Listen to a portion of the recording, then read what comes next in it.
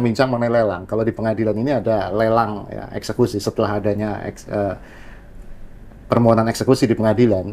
Kalau itu adalah berkaitan dengan pembayaran sejumlah uang, ujungnya tentu saja adalah lelang eksekusi.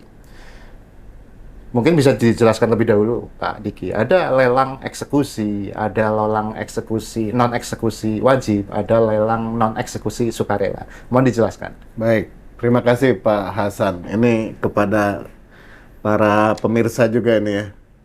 Istilahnya apa? Podcastnya Pak Hasan? Podcast Dijen Badilum atau Podium.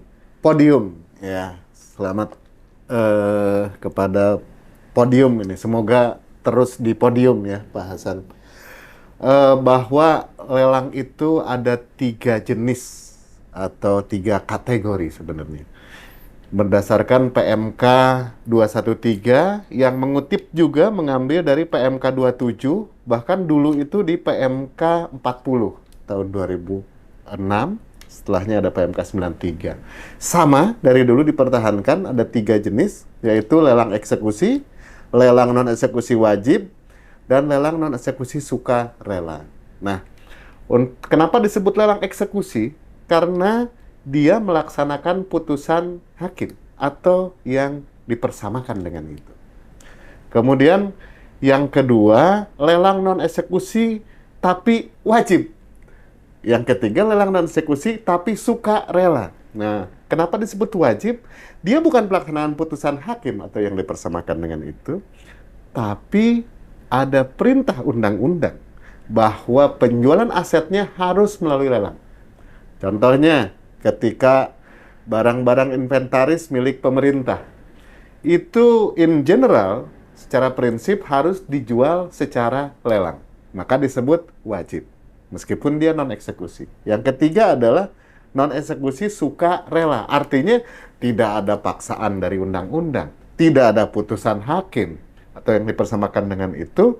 Jadi orang, siapapun subjek hukumnya bisa menjual tidak melalui lelang, tapi dia kemudian secara sukarela mengajukan dirinya menjual barangnya secara lelang.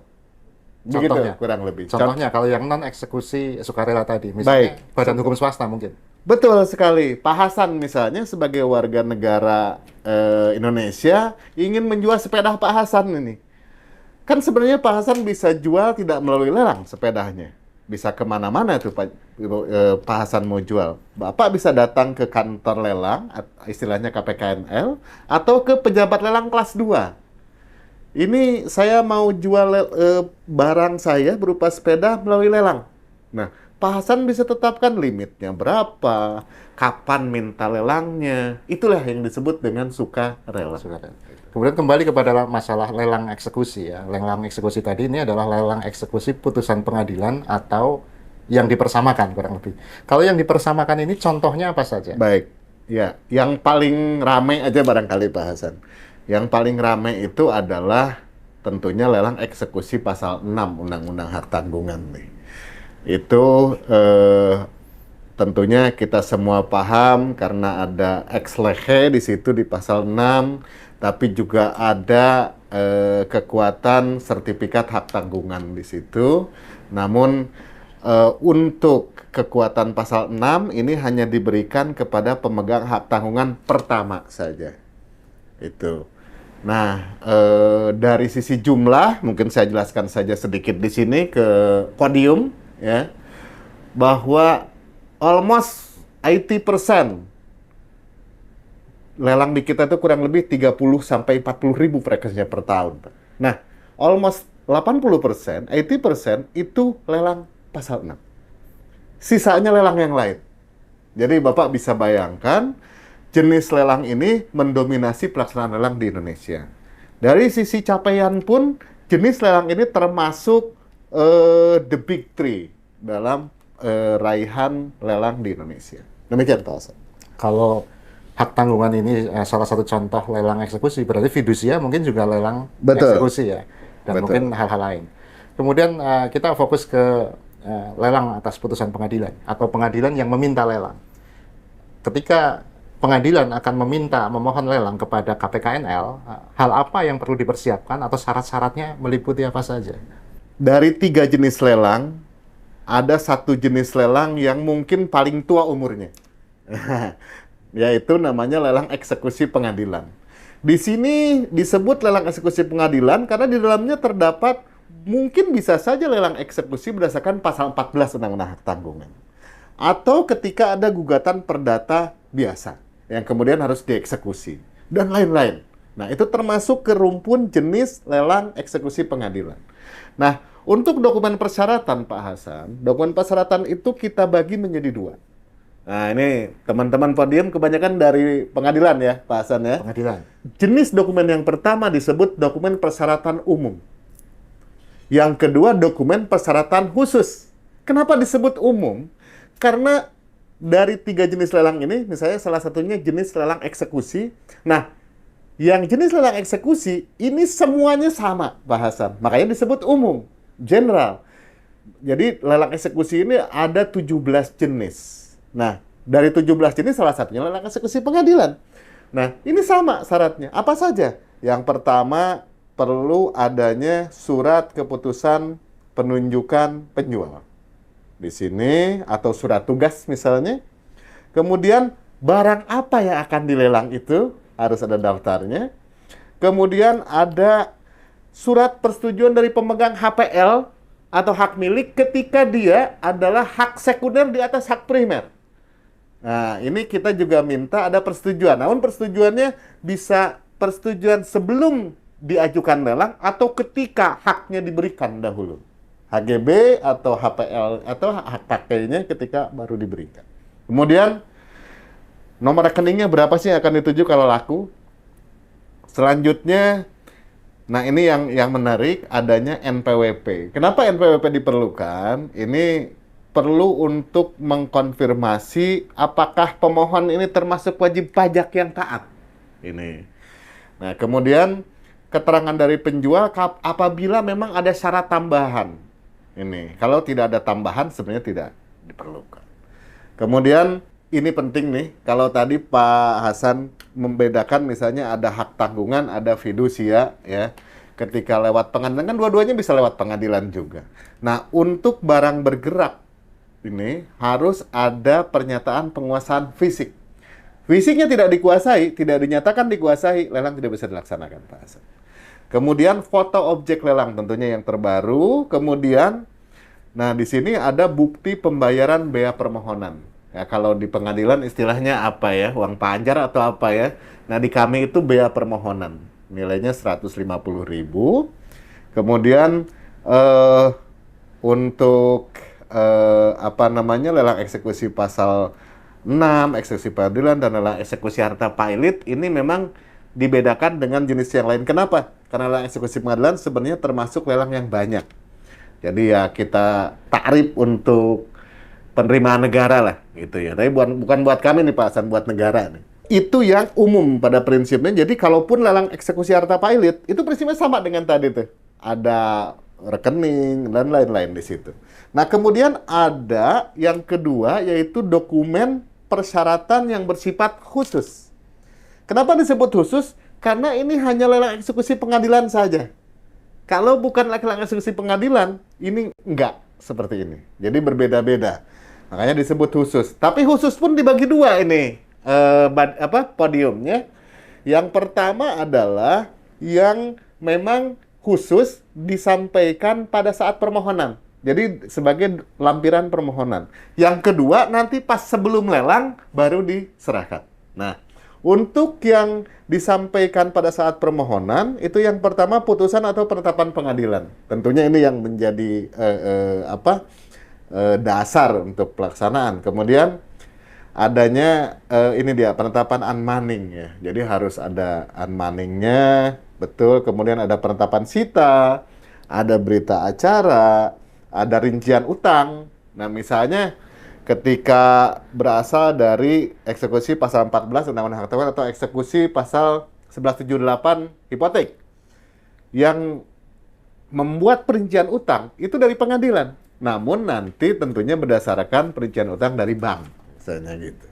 Kemudian bukti fotokopi kepemilikan. Nah, ini jadi menarik nih. Saya yakin Pak Hasan bakal nanya ke depan. Jadi prinsipnya harus ada bukti kepemilikan atas objek yang akan dilelang. In principle. Kemudian adanya ketika barangnya tidak berwujud, kadang-kadang kita akan mengenal sekarang benda tidak berwujud yang bisa kita jual, harus ada bukti yang menunjukkan hak tersebut. Ya. Kemudian ini juga yang menarik, ada laporan penilaian atau penaksiran. Berikutnya adalah ada dokumen persyaratan khusus yang disampaikan sebelum pelaksanaan tadi, ya. Yaitu tentunya pengadilan harus memberitahukan kepada tereksekusi. Nah, surat pemberitahuan ini harus disampaikan. Kemudian pengumuman lelang, bukti pengumumannya harus disampaikan. Kemudian yang ketiga SKPT atau SKT. Ini yang sering kali jadi momok nih bagi teman-teman para jurusita mungkin ya. Kalau nggak terbit SKPT, bubar tuh lelang. Kemudian pernyataan tanggung jawab formil kalau memang lelangnya mau digunakan, SKPT itu mau digunakan berulang, Pak Hasan. Itu boleh, dalam waktu 6 bulan. Kemudian kalau misalnya bank mau jadi pembeli, padahal jaminannya ke dia sendiri, menggunakan acte de commande. Bahasa Belgia, di Belgia malah lebih banyak menggunakan istilah ini nih. Waktu di Belanda saya nggak menemukan ini nih Pak Hasan. Nah, yang terakhir adalah berita acara unwitting. Untuk yang mana? Ketika yang dijual adalah barang bergerak dengan total limit paling sedikit 5 miliar. Demikian Pak Hasan. Jadi ini urainya panjang tadi ya. Tapi Siap. kita akan saya tanya satu-satu mengenai tadi. Tadi dikatakan salah satunya ketika lelang itu ada pernyataan bahwa penjual itu menguasai barang bergerak. Betul. Itu wajib. Wajib untuk barang bergerak yang berwujud. Ya. Ya, misalnya mobil. Betul. Berarti penjual pengadilan harus menguasai fisik mobilnya. Menguasai fisiknya. Karena ini juga kalau di kami pasti akan melakukan sita terlebih dahulu. Tapi pada prinsipnya sita ini kalau di kami biasanya penguasaan benda yang disita itu tetap pada si tersita gitu.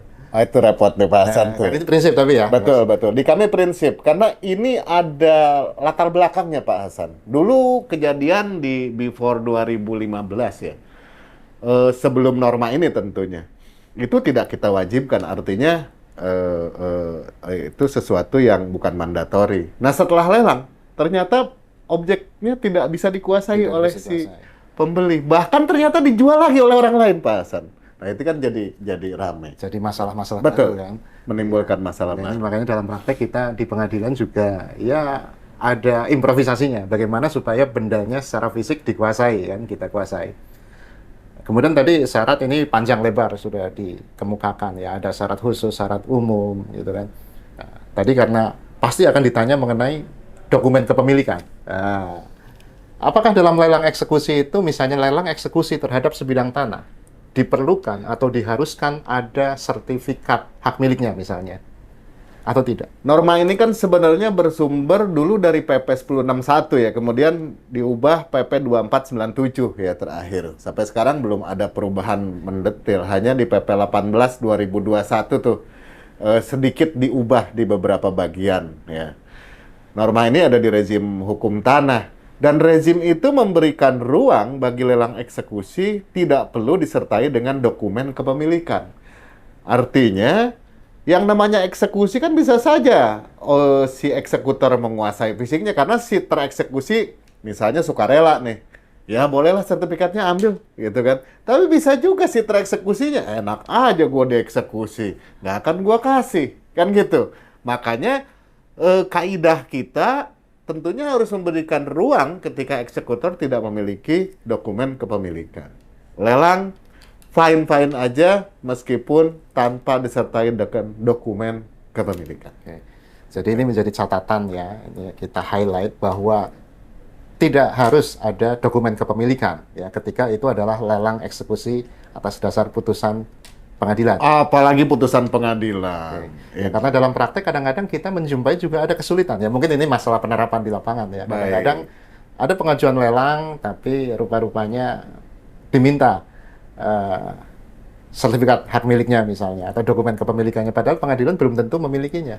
Tapi Betul. pasti sudah disita oleh kami. Betul. Mungkin sedikit di pemahaman atau di koordinasi ya. Ini masalah penerapan saja ya. Baik. Secara norma begitu, Pak. Normatifnya kan bisa. Betul. Kemudian permohonan lelang tadi, apakah permohonan lelang itu harus diajukannya manual atau ada suatu aplikasi? Nah, ini yang menarik nih pertanyaannya. Eh, jadi PMK sekarang kan 213. Mulai berlaku itu di Maret 2021 dan kami rasa di tahun ini sudah perlu diganti lagi nih Pak Hasan. Nah, di PMK 213 diawali permohonan itu dengan permohonan elektronik. Tapi kemudian setelah dinyatakan lengkap, baru fisiknya harus diterima paling lambat 14 hari kerja sejak tanggal tiket. Kalau lewat 14 hari kerja, harus dari awal lagi. Nah, setelah diterima baru bisa ditetapkan. Nanti yang baru tidak perlu fisik, kita harus tetapkan langsung tuh Pak Hasan. Di PMK yang baru yang rencananya di Oktober atau November ini diundangkan. Mohon doanya dari podium dan dari Pak Hasan ini. Ya. Ya, ini PMK lama saja saya belum baca tuntas, Pak. PMK 213 2020 sudah berubah lagi. Betul, Pak. Nah, ini ngomong-ngomong mengenai PMK, ini kan ada Vendor Reglement 1908. Apakah itu juga mengacu kepada itu juga? PMK? Baik. Iya, Pak Hasan. Ini kami juga mohon doanya nih. Sampai saat ini, norma tertinggi lelang adalah Vendor Reglement yang dijabarkan dengan Vendu instruksi. Di bawahnya lagi ada PMK-PMK yang terakhir tadi Pak Hasan sampaikan, PMK 213. Nah, teman-teman podium, jadi memang Vendu Reglement itu ada norma tertinggi karena sesuai dengan prinsip konkordansi ya Pak Hasan ya, yang kita ketahui bersama di sistem hukum kita. Namun memang pada praktiknya ada beberapa kaidah di norma itu yang tidak lagi efektif gitu ya. Sehingga yang pasti efektif itu yang diatur di PMK 213. Jadi dia penjabaran, tapi memang ada beberapa yang kemudian disesuaikan dengan kondisi saat ini. Contohnya, di Vendu Reglement bisa lelang kredit Pak Hasan. Pak Hasan kalau mau beli lelang, bayar 3 tahun misalnya. Nah, di PMK kita tidak boleh lagi kredit. Paling lama 5 hari kerja. Itu. Contohnya seperti itu Pak. Kalau tidak 5 hari, one prestasi. One prestasi, One gitu. prestasi lelang. Ya. Jadi lebih simpel lah, tidak menimbulkan masalah-masalah baru. Kembali ke syarat-syarat lelang tadi. Salah satu syaratnya ketika akan lelang juga penjual ini punya kewenangan untuk menentukan harga limit atau Nilai limit ya. dalam hal apa pengadilan itu harus meminta bantuan jasa penilai. Ini juga pertanyaan menarik, karena sebenarnya untuk pengadilan, kami memberikan ruang yang luas loh, teman-teman podium nih. Kenapa? Jadi kami memperlakukan yang berbeda antara yang dilakukan secara parate dengan yang dilakukan atas perintah atau penetapan ketua. Ya. Untuk yang parate, contohnya fidusia, gadai misalnya, hipotek hak tanggungan ya. Karena hipotek sudah ada udah di tahun 84 itu ya. Nah, termasuk eksekusi harta pailit, ini 4 jenis ini kita batasi untuk penetapan nilai limitnya Pak Hasan. Yang pertama, bahwa ketika dia sudah masuk ke angka 5 miliar, maka dia harus menggunakan penilaian. Istilahnya penilaian di kami itu. Nah, artinya kalau penilaian itu hanya bisa dikeluarkan oleh 2 institusi lah, saya menggunakan istilah itu. Baik bisa oleh penilai pemerintah atau penilai publik. Nah, tapi bagi pengadilan sebenarnya penetapan nilai limit tidak dibatasi seperti yang 4 tadi. Jadi bisa menggunakan penilaian atau penaksiran. Nah, penaksiran ini bisa dilakukan oleh seseorang yang mempunyai kompetensi yang dipandang cukup, yang berasal dari internal pengadilan misalnya. Siapa tahu ke depan para jurusita ini semakin siap menjadi seorang penaksir nih Pak Hasan. Ya. Nah, kalau berkaca ke perbankan ya, mereka punya divisi legal dan biasanya di divisi itu mereka menaksir itu ya. Saya nggak tahu di pengadilan apakah seperti itu atau bagaimana ya. Jadi konteks penentuan nilai limit menggunakan jasa penilai dalam PMK 213 itu adalah konteksnya tadi ada 4 hal ya. Sebenarnya prinsipnya itu hanya lelang harta pailit, lelang hak tanggungan, lelang eksekusi fidusia sama gadai. Nah, mengenai hak tanggungan dan fidusia ini termasuk ketika pengadilan yang melelang. tidak. Tidak ya, Untuk tapi yang lewat pengadilan, Tidak. kita tidak lagi memunculkan lagi namanya hak tanggungan, mau fidusia. Namanya jenisnya lelang eksekusi pengadilan. lelang eksekusi Itu. pengadilan. Jadi tidak perlu ada, Tidak perlu. tidak harus maksudnya ya. Iya, kalau kalaupun pakai boleh. boleh. Boleh. Kalau Bapak mau boros-boros dengan bayar KJPP, ya silahkan. Kalau nggak pakai bayar KJPP, monggo saja.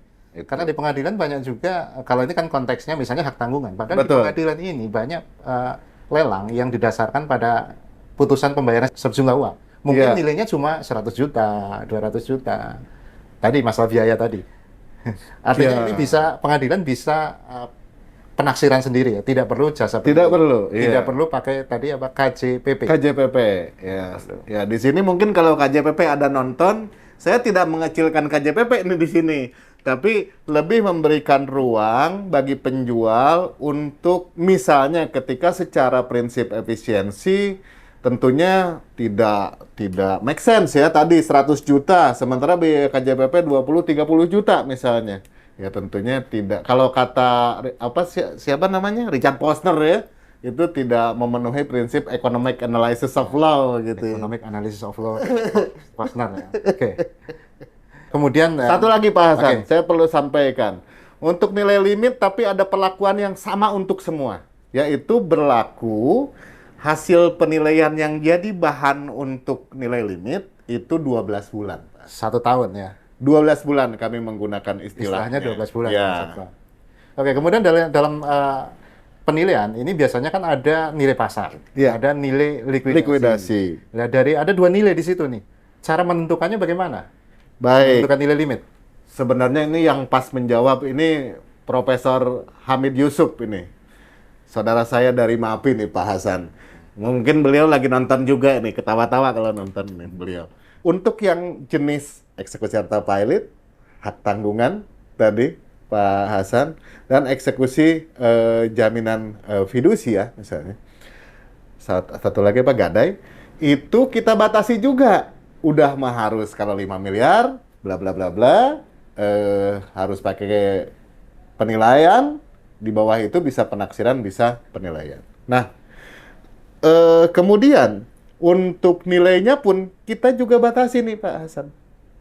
Jadi kalau lelang hak tanggungan misalnya, minimal nilai likuidasi, maksimal pasar. Tidak boleh kurang dari likuidasi, tidak boleh lebih dari pasar. Ini artinya yang dijual bukan utang, tapi barangnya. Itu. Nah, berapa nilai yang akan ditetapkan? Penjual punya kewenangan penuh, prerogatif dia untuk Silahkan, menetapkan. tetapi Ya. minimal nilai likuidasi. Betul. Maksimal? Itu. Maksimal pasar. Nilai pasar. Tidak boleh lebih dari itu. Tidak Nah, boleh. terus berapa persen likuidasi itu dari pasar? Sebenarnya saya masih ingat itu Pak Hamid berapa kali ketika diskusi kami ada forum di penelitian dengan para guru besar Pak Hasan di tempatnya Bu Elizabeth, Prof. Elizabeth di USU. Bahwa sebenarnya tidak ada standardized yang menyatakan bahwa likuidasi itu 70% dari pasar misalnya. Tidak sama sekali. Artinya itu mutlak kewenangan dari si penilai publiknya. Berapapun, berapa persen dari nilai pasar. Itu kondisinya seperti itu ya. Jadi korelasinya demikian ya. Iya. Nah, kemudian kita lanjut lagi, Pak. Yaitu tadi ada syarat khususnya juga pengumuman ya. Betul, Harus diumumkan. betul. Pengumuman ini apakah ada keharusan menggunakan misalnya surat kabar? Baik. Nah, ini juga hal baru nih. Hal baru yang mau kita ganti lagi nih PMK yang baru nih Pak Hasan. Jadi untuk objek itu kan kita bagi dua lah anggap. Ada barang bergerak, ada barang tidak bergerak. Ada movable, ada immovable asset. Untuk yang bergerak, sebenarnya di HIR, di RBG, di RV itu tidak ada declare tentang itu ya. Artinya kita bebas mengatur. Maka kemudian kita berikan keleluasaan untuk lelang eksekusi barang bergerak itu tidak wajib di koran. Tidak wajib koran. Betul. Kalau tidak koran berarti pakai media elektronik boleh? Pakai media elektronik, pakai selebaran kita batasi sih ya dengan yang pada media website penyelenggara lelang. Jadi di websitenya KPKNL. Tapi apakah ada minimal nilai limit? Misalnya kalau 100 juta ke bawah, Betul. restoran. Sekarang masih di 100 juta nih, 100 Pak juta. Hasan. Nanti ke depan kita naikin rencananya di 200, Pak Hasan. Ya. Di atas 200 pakai Tetap media. harus pakai surat kabar. Walaupun itu Gitu. adalah barang bergerak. Betul, karena memang ini kan kita buat transformatifnya itu tidak terlalu radikal lah, Pak Hasan. Kalau untuk barang tidak bergerak, karena memang kita semua tahu ada RV, ada HR, ada RBG yang membatasi, tetap harus ada surat kabar harian untuk lelang yang pengumuman yang kedua. Ya, atau ketika lelang ulang, pengumumannya cuma 1 kali, jangka waktunya cuma seminggu ke pelaksanaan, itu harus di surat kabar harian. Itu yang kedua. Pengumuman Betul. yang kedua. Betul. Jadi pengumumannya ada pengumuman 1, pengumuman 2. Iya. Jangka waktu pengumuman 1 dengan pengumuman Betul. 2 berapa lama? Jadi jangka waktunya itu sebenarnya ini juga ada diatur di HR RBG ya. Di kami kemudian lebih jelas mengatur ini.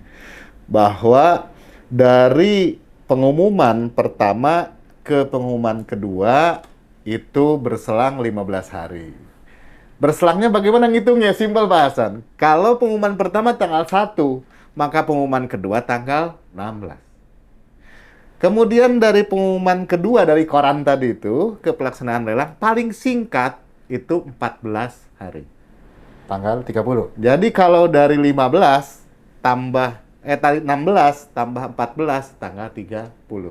Simpel ngitungnya. Jadi bukan di antaranya itu kosong, tapi tinggal tambah saja. Pengumuman pertama tanggal 1, kedua 16, lelangnya paling singkat itu tanggal 30. Tapi bisa ditetapkan lebih dari itu. Karena normalnya kita buat paling singkat, Minimal. 14 hari. Paling singkat. Tapi kalau yang 15 hari, ini kaku. Dari pengumuman pertama ke pengumuman kedua. Demikian, Pak Hasan. Mengenai keharusan benda bergerak ini, pengumuman kedua harus memakai surat kabar. Untuk tidak bergerak ya, Pak Hasan? Tidak bergerak. Iya. Itu apakah juga tidak ada ketentuan berapa minimal nilai limit? Kalau ini tidak ada batasan. Jadi semua. Pak Hasan. Semua. Pokoknya asalkan itu benda tidak bergerak atau benda tetap, semuanya pengumuman kedua itu Betul. harus menggunakan surat Betul. kabar harian. Betul. Oke. Kemudian, Pak, kalau ini kita mengumumkan di surat kabar ini kan butuh biaya. Ya, biayanya kadang-kadang tidak sedikit. Sedangkan yang dilelang taruhlah mungkin cuma 10 juta atau Betul. 20 juta. Apakah dimungkinkan jurusita pengadilan melakukan pelelangan tanpa melibatkan KPKNL? Karena ada norma yang kami baca di pasal 200 ayat 2 HR bahwa lelang yang nilainya 300 gulden, ini zaman Belanda, itu tidak perlu menggunakan kantor lelang. Ini yang menarik ya. Sebenarnya mirip juga dengan PP tahun 46 sama 48 ya. Di pengelolaan barang sitaan di kejaksaan, Pak. Itu kan juga satuannya 300 gulden juga ya. Yang kemudian dikonversi jadi 35 juta nih, 35 juta rupiah. Kalau kita sandingkan dengan Vendureglement, itu ada memang norma di pasal 49 Vendureglement, jadi ada pengecualian bagi lelang yang tidak di hadapan pejabat lelang. Ya. Nah, namun di sini pasal 49 itu sudah ada batasan disebut jelas di situ, Pak Hasan. Kayaknya kayak lelang ikan, lelang pegadaian, ya, karena dia punya Panwirksreglement. Kemudian juga ada lelang kayu, itu termasuk yang bisa dikecualikan, dan lain-lain. Nah, untuk yang tadi itu, ini menjadi menarik. Apakah itu namanya lelang atau bukan? Kan gitu, Pak Hasan. Ini kayaknya perlu kita diskusikan lebih dalam lagi tentang hal itu. Namun jangan sampai, ini saya sampaikan nih ke Pak Hasan nih, ke podium juga. Jangan sampai seperti teman-teman di kejaksaan kemarin, dibikin 35 juta, kemudian ketika kendaraan dijual, ya, karena nilainya tidak seberapa, teman-teman di lembaga balik nama di Korlantas di mana itu sulit menerima dokumen sebagai pengganti risalah lelang. Nah, di sini yang akan menjadi isunya berikutnya adalah bagaimana dokumen yang serupa seperti hanya risalah lelang? Karena risalah lelang ini kan akta otentik yang menerbitkan pejabat lelang. Nah, bagaimana kemudian jurusita nanti diposisikan seperti itu? Mungkin ini suatu hal yang menarik nih Pak Hasan. Intinya regulasi kelanjutannya setelah, kalau tadi saya HIR ya, mungkin kalau di PMK tidak ada. Pokoknya lelang itu harus menggunakan melibatkan pejabat lelang. Betul. Walaupun berapapun nilainya. Betul. Jadi kalaupun misalnya yang tadi itu toh itu kan HIR ya, bukan rehearing verordening bahkan tingkatannya undang-undang gitu ya.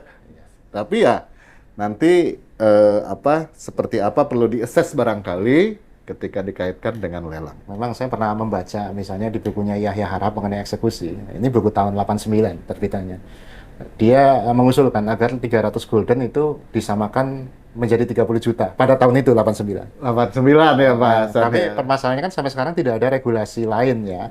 Dan PMK juga tidak mengatur itu. Jadi selama ini memang semua lelang ya melibatkan pejabat lelang intinya ya. Kemudian mengenai biaya lelang. Ya. Ketika lelang tadi ada pendaftaran tadi misalnya berapa? 150.000. Betul, Itu betul. biaya apa tadi ya Pak?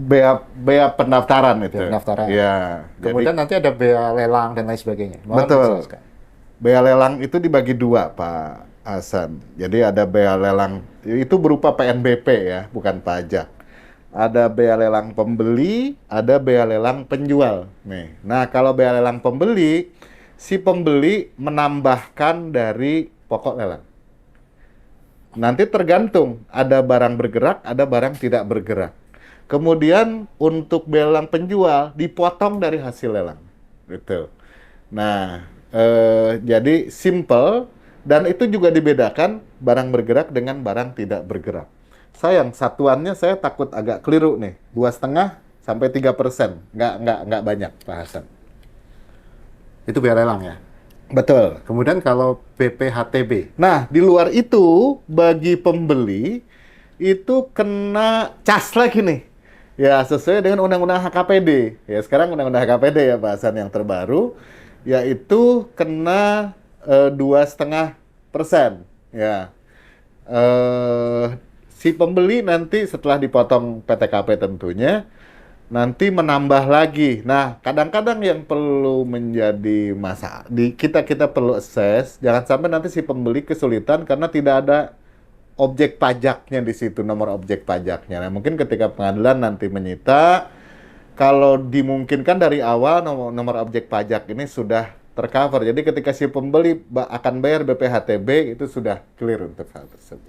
kemudian tadi juga ada salah satu syaratnya adalah unwaising. Unwaising. Nah, ini unwaising, apakah itu wajib? Siap. Hanya kondisi tertentu sehingga perlu ada unwaising. Baik Pak Hasan, sebenarnya unwaising ini kita buka. Ini bahasa Belanda yang terus dipertahankan. Nanti di norma baru kita rubah jadi penjelasan lelang nih Pak Hasan. Jadi Ya. unwaising artinya penjelasan lelang. Iya. Meskipun kalau kita lihat sebenarnya unwaising itu bukan penjelasan kan, penunjukan. Tapi ya sudahlah. Itu bahasa kolonial dulu ya yang kita pakai terus. Ini mohon maaf nih karena terlalu semangat jadi kacamata saya jadi banyak uapnya nih Pak Hasan. Unwaising ini pada prinsipnya wajib untuk yang pertama lelang barang bergerak Pak Hasan. Dengan limit total 5 miliar ke atas. Yang kedua, ketika yang dilelang ini barang tidak berwujud, Pak Hasan. Contohnya apa? Ketika hak tagih akan dialihkan.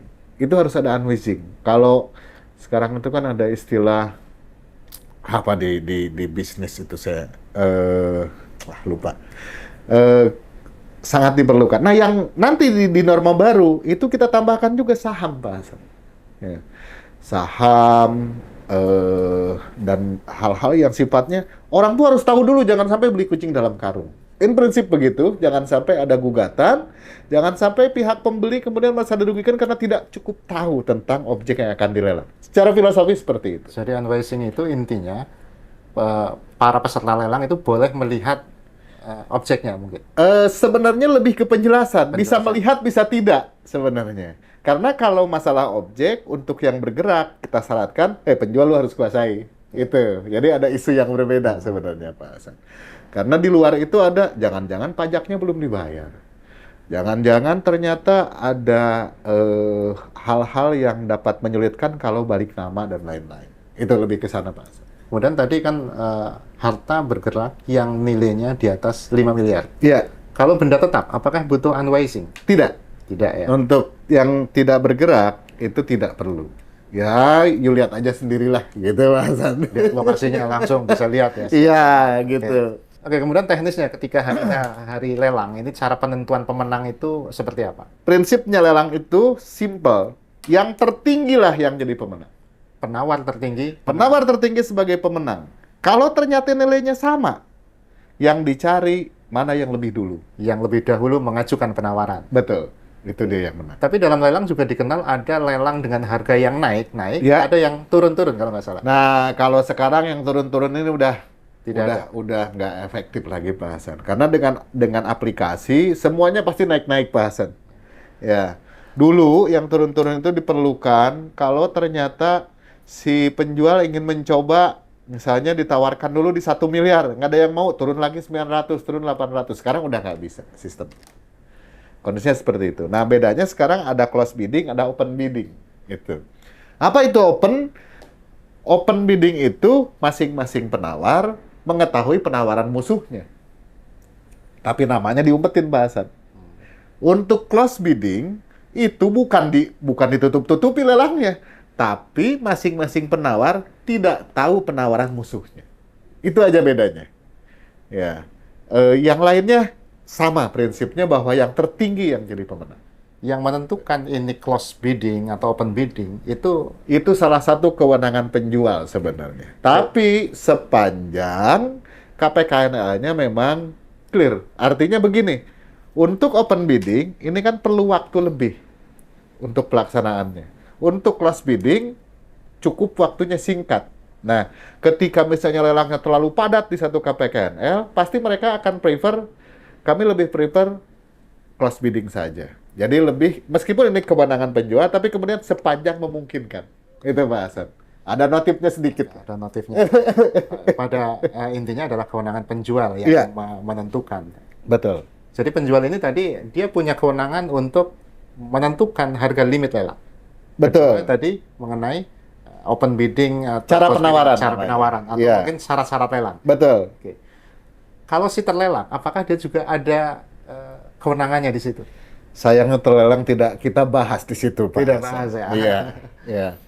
Artinya kita sudah batasi pelindungannya salah satunya dengan penilaian tadi, penaksiran, pemberitahuannya itu. Dan sebenarnya kalaupun dia mau datang nih Pak Hasan pada saat pelaksanaan lelang ya silakan asal tidak menghalang-halangi, tidak meneror. Kalau dalam lelang juga ada dikenal ada pemandu lelang, ada Ya. pengawas lelang. Mungkin bisa dijelaskan. Baik, jadi kalau pemandu lelang bahasa Belandanya itu afslager, ya. Artinya dia bisa kalau definisi clearsnya ya, afslager itu juru teriak Pak Hasan. Jadi dia yang teriak-teriak, ayo, ayo, naik lagi, naik lagi, naik lagi. Itulah afslager. Dia yang memandu. Namun di Indonesia kan suka apa ya?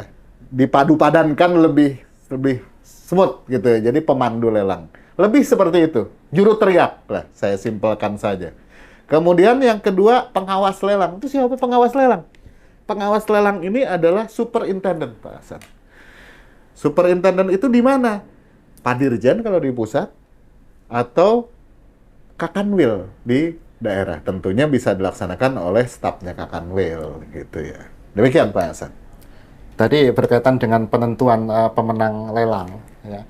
Untuk menentukan nilai lelang adalah yang nilainya tertinggi. Betul. Apakah lelang juga dimungkinkan pemenangnya itu misalnya harganya adalah di bawah harga limit? Prinsipnya kalau mengenal limit maka tidak boleh lelang itu ditetapkan di bawah nilai Harus limit. di atas harga limit Betul. Atau sama. atau sama Gitu. minimal. Kalau kemudian mau di bawah itu, ya nanti ajuin lelang lagi, kemudian baru turunin limit. Artinya nanti dikenal ada lelang yang gagal. Lelang bukan gagal, namanya lelang yang tidak ada penawaran atau tidak ada peminat. Tidak ada peminat. Gitu. Ada juga istilah lelang ditahan barangkali. Apa itu ya? Dalam vendor elemen ada lelang ditahan.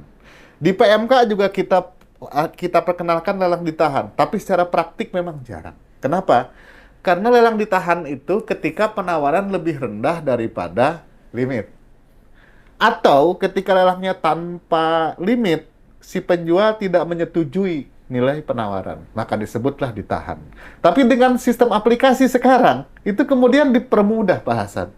Makanya ditahan kemudian sudah, ya ada tetap karena di pendunya ada, kita tetap pelihara dengan baik, tapi itu sudah jarang terjadi. Itu Pak Hasan. Tadi kalau lelangnya misalnya tidak ada peminat, ada dikenalkan lelang ulang. Iya. Lelang ulang itu jangka waktunya berapa lama setelah lelang tadi? Baik, lelang ulang itu adalah sesuatu yang diberikan oleh norma lelang bagi penjual untuk kemudahan, jangan sampai selama seperti yang sebelumnya. Ini tidak dikenal di HR, di RBG, di RV ini tidak dikenal. Tapi ini sudah menjadi norma yang cukup lama ya. Nah, bagaimana ini lebih memberikan kemudahan untuk lelang yang immovable ya, yang barang tidak bergerak. Kan prinsipnya tadi tuh, kalau barang tidak bergerak, 15, 14. Tapi kalau lelang ulang, itu cukup dari pengumuman kepelaksanaan itu seminggu doang waktunya. Nah, tapi ada ketentuan. Dari pelaksanaan lelang terdahulu ke pelaksanaan lelang ulang tidak boleh lebih dari 2 bulan. Itu ketentuannya. Maksimalnya itu. Ya, itu tidak boleh lebih dari itu. Kalau lebih dari itu pelaksanaannya, maka lelangnya yang tadi, yang 14 sama 15 hari tadi. Sebulan lagi. Mengenai lelang ulang ini, nilai limitnya boleh dirubah atau? Boleh. Boleh ya? Bebas. Pengadilan kalau mau nurunin, silahkan. Boleh. Ya, sepanjang misalnya dapat dipertanggungjawabkan. Kemudian tadi kalau berkaitan dengan penilaian dari jasa penilaian, itu tadi masih bisa digunakan. Karena 1 tahun, 12 Betul.